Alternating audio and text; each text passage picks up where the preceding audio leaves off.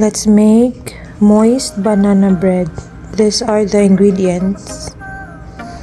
3 ripe bananas. It's better if it's overripe.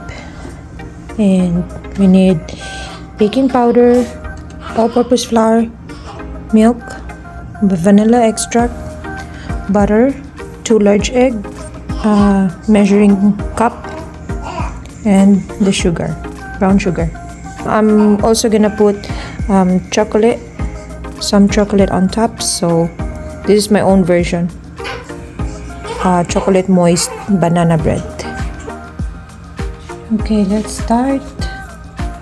Unang gagawin natin is kumuha kayo ng malinis na bowl and unahin natin yung saging.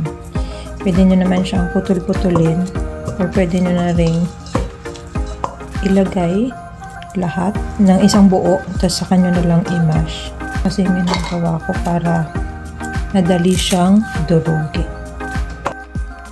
No bake to guys ha, steam lang to. Pag pinost ko to, ilalagay ko yung link kung saan ko siya ginaya. Pero, eto nilalagyan ko ng chocolate. Yung pinagayahan ko wala. Tsaka doon, 2 saging lang yung ginamit. Ako, ginamit ko na to lahat. Natira namin saging 3. Mas maganda kung overripe yung saging na gagamitin nyo. Dapat, mash na mash talaga. Ito. Yan, dapat ganito yung consistency. Next is 2 large egg. Next is 1 teaspoon vanilla extract. Ito yung gamit ko, guys. Yan. Next, melted butter. 1/4 cup. Next, guys, is 1/2 cup fresh milk. Yung sabi ko pala kanina, yung butter natin, pwede din siyang cooking oil kung wala kayong butter. So, yun. Ito lang muna. I-mix natin siya all together. Again, ripe bananas, 3 or 2 sa inyo kung malalaki yung bananas nyo. And 2 large eggs, 1 teaspoon vanilla extract, 1/2 cup fresh milk, and 1/4 cup melted butter or cooking oil. Yan. Mix nyo lang lahat. After natin mapagsama-sama yung mga liquid, next naman natin yung mga solid, charis. Yung mga powder, like ng all-purpose flour, baking powder, and sugar. Yan ang ating mix na banana bread. So guys, yung next, 1 cup brown sugar. Ay, parang 2 klase siya kasi kulang na sa 1 cup yung sugar ko. Mix natin. Make sure guys na halong-halo nyo siya. Tapos, 1.5 cup ng all-purpose flour. 1.5 cup guys ha. Ito 1 cup. Kuha kayo ng strainer. Ilagay nyo yun sa strainer muna para hindi mag-buo-buo. And ito yung 1/2 cup all-purpose flour.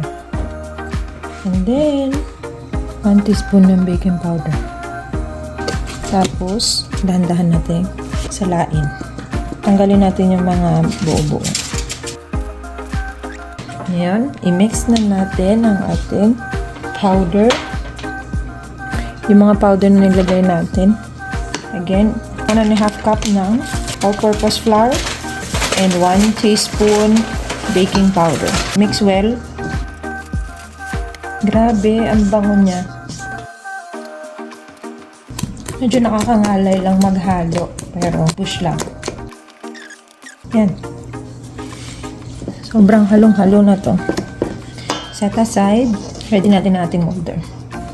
Yan, ito ang ating molder guys. Nabili ko to sa dollar store. Maglagay tayo ng oil. Unti lang.